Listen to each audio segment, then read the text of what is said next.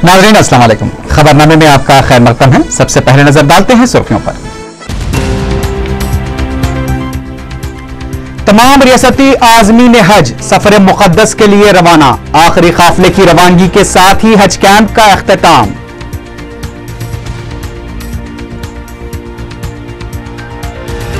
बुनकरों के मसाइल की यकसोई के मकसद से वज़ीर आला की तलब करदा मीटिंग अफरा तफरी का शिकार।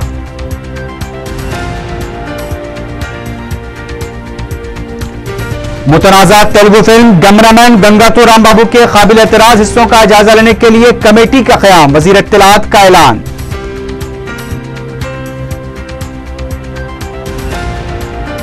तेलंगाना में चंद्रबाबू नायडू की पदयात्रा के दौरान खलल पैदा करने का इंतबाह। तेलंगाना मसले पर मौक़िफ़ वाज़ेह करने कोदंडाराम का मुतालिबा। और वक्फ बोर्ड के एक ऑफिसर शुजात हुसैन रिश्वत लेते हुए रंगे हाथों गिरफ्तार। एसीबी की जाल बिछाकर कार्रवाई।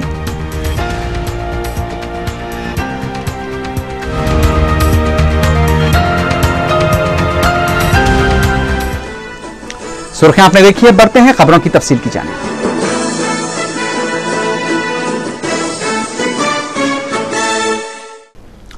रियासती आज़मीन हज का आखिरी काफिला भी हफ्ते की सुबह रवाना हो गया। इसके साथ ही हज कैंप 2012 का इख्तिताम अमल में आया। हफ्ते को बाद नमाज फजर हज हाउस नामपल्ली से तलबिया की गूंज में आज़मीन हज का आखिरी काफिला शमसाबाद एयरपोर्ट के लिए रवाना हुआ, जहां से आज़मीन सुबह 10:10 पर अर्ज़े मुक़द्दस के लिए रवाना हो गए। इस काफिले में 342 आज़मीन हज थे, जिनमें अक्सरियत हैदराबादी आज़मीन की थी। आज़मीन हज की रवानगी के मौके पर जज्बाती मनाजिर देखे गए। रियासती आज़मीन के आखिरी काफिले की रवानगी के साथ ही 26 काफिले मक्का मुकर्रमा पहुंच चुके हैं। रियासती आज़मीन हज इबादत, तवाफ और तिलावत व जिक्र में मसरूफ हैं। आज़मीन हज की रवानगी के मौके पर हज कमेटी के अरकान भी मौजूद थे। जुमे की रात 7,625 आज़मीन अर्ज़े मुक़द्दस पहुंच गए थे और आखिरी काफिले की रवानगी के साथ जुमला 7,965 आज़मीन हज मक्के मौज़मा पहुंच चुके हैं। सदाशीन रियासती हज कमेटी खलीलुद्दीन अहमद की रास निगरानी में वॉलंटियर्स और रजाकार आज़मीन हज की खिदमत में शब रोज़ मसरूफ रहे, जिन्होंने उनके हक में दुआ करने की भी ख्वाहिश की। वाज़ेह है कि रियासती आज़मीन हज की रवानगी का आगाज 6 अक्टूबर को पहली फ्लाइट SV 5625 से हुआ था और वज़ीर आला किरण कुमार रेड्डी ने उस काफिले को झंडी दिखाई थी। हज कैंप के आगाज से ही मुख्तलिफ उलमा ने आज़मीन हज को मनासिक के हज से वाकिफ करवाया।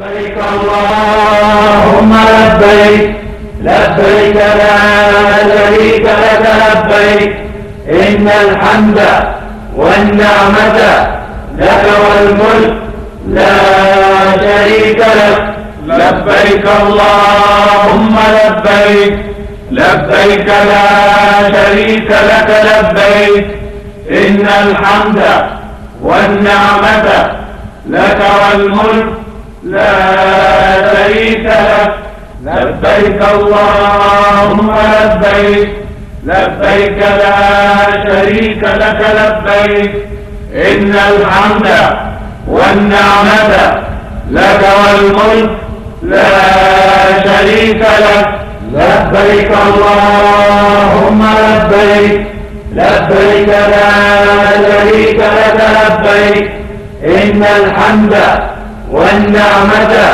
लक वल मुल्क ला शरीक लक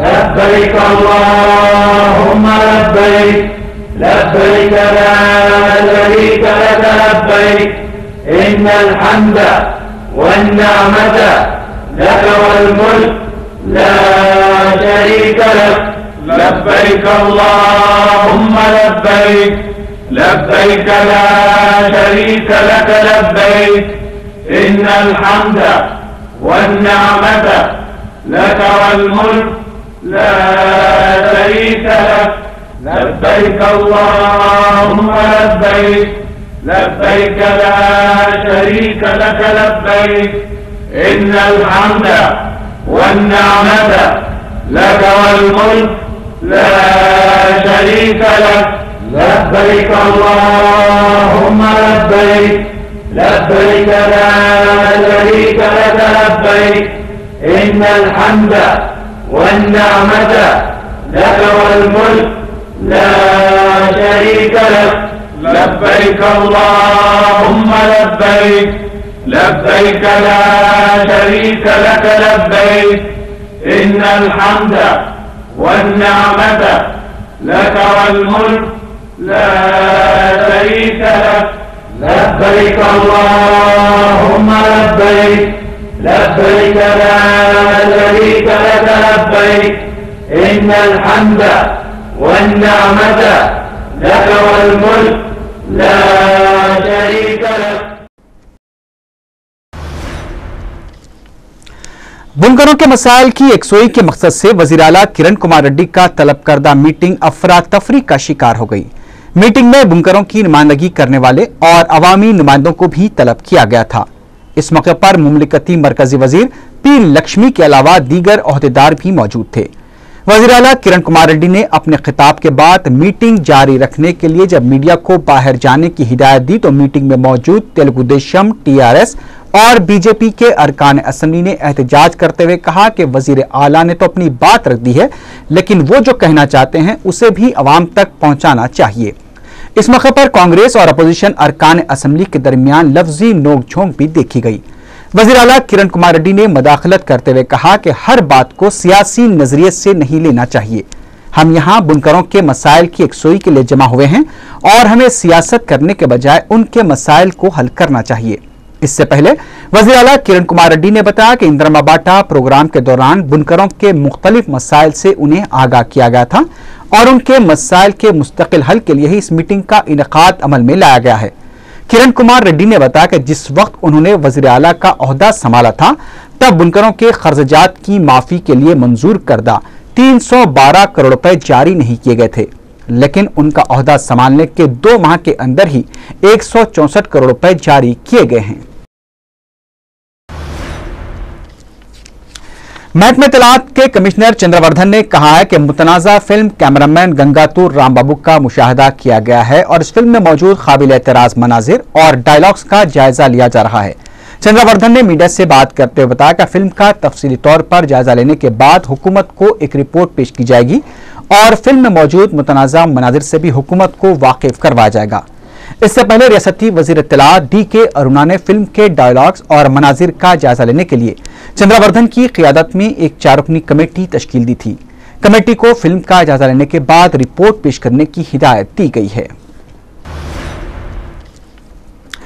वजीर आई.टी. पोनाला लक्ष्मैया ने बताया है कि इंटरनेट में तेलुगु जबान के इस्तेमाल को फरोग देने के लिए 3 रोजा बैनुल-अक़वामी तेलुगु कॉन्फ्रेंस का इनेकाद अमल में लाया जा रहा है।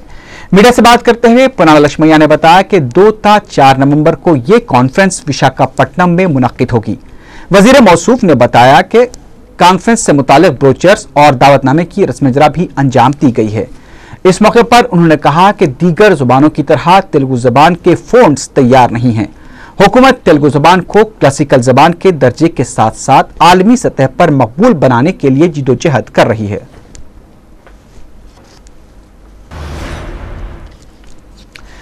वायएसआर के दौरे हुकूमत में लूटमार मचाने वाले कायदीन और ओहदेदारों का ठिकाना जेल बन चुका है। कर्नूल में अपनी पदयात्रा के 19वें दिन अवाम से खिताब करते हुए सदर तेलुगु देशम ने यह बात कही। सदर तेलुगु देशम ने हफ्ते को कामपाडू से अपनी पदयात्रा का आगाज किया। हुकूमत को तनकीद का निशाना बनाते हुए चंद्रबाबू नायडू ने कहा कि हुकूमत की गलत पॉलिसियों की वजह से अवाम को मुश्किलात का सामना करना पड़ रहा है। बदउनवानियों का भी बोझ अवाम पर डाला जा रहा है। सदर तेलुगु देशम ने कहा कि आज हुकूमत अवाम को पीने का पानी फराहम करने से भी कासिर है।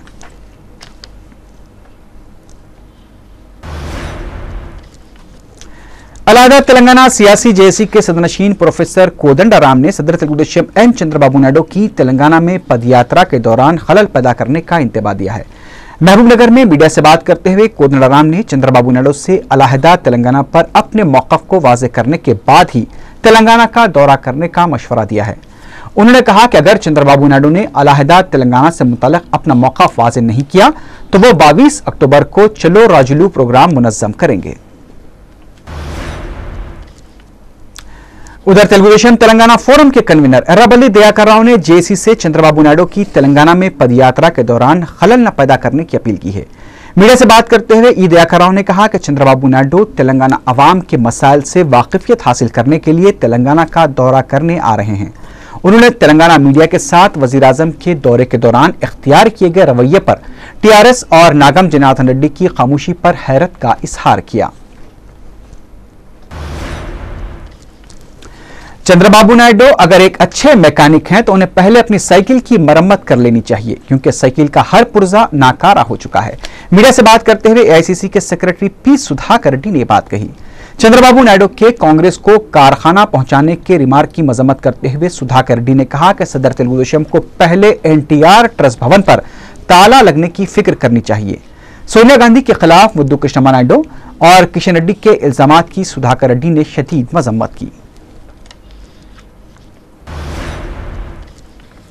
रुकने पार्लियामेंट कड़पा जगन मोहन रेड्डी की बहन शर्मिला की पदयात्रा वायएसआर जिले में तीसरे दिन में दाखिल हो गई।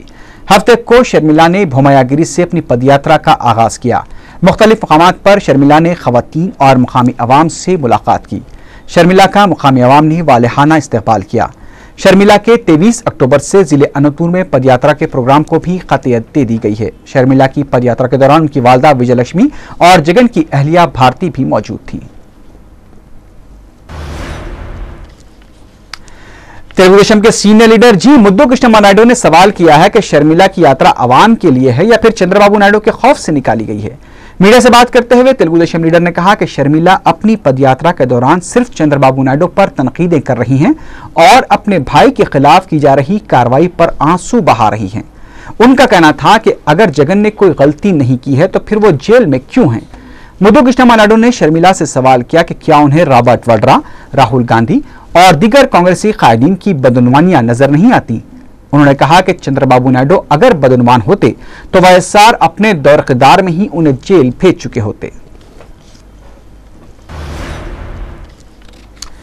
उधर सदर पीसीसी बी सत्यनारायण ने कांग्रेस दौर इक़्तिदार में बदनुमानियों से मुताल्लिक शर्मिला के रिमार्क्स को मुसक्काखेज करार दिया है। मीडिया से बात करते हुए सदर पीसीसी ने कहा कि शर्मिला को यह वजाहत करनी चाहिए कि बदनुमानियों का मतलब क्या है। क्या उन्होंने बदनुमानियों को होता हुआ देखा है या फिर यह उनका शख्सी तजुर्बा है। सदर तेलुगुदेशम एन चंद्रबाबू नायडू के कांग्रेस को कारखाने में पहुंचाने से मुताल्लिक रिमार्क की मजम्मत करते हुए सदर पीसीसी ने सवाल किया कि क्या चंद्रबाबू नायडू इतने बड़े मैकेनिक हैं जो किसी भी हालात को सुधार सकते हैं। उनका कहना था कि अगर चंद्रबाबू नायडू दोबारा इख्तिदार में आ जाएं, जो अगरचे के मुमकिन नहीं है, तो वो तमाम फलाही प्रोग्रामों को ही खत्म कर देंगे। उसका इशारा उन्होंने खुद ये कहकर दिया है कि आरोग्यश्री स्कीम में तरमीम की जरूरत है।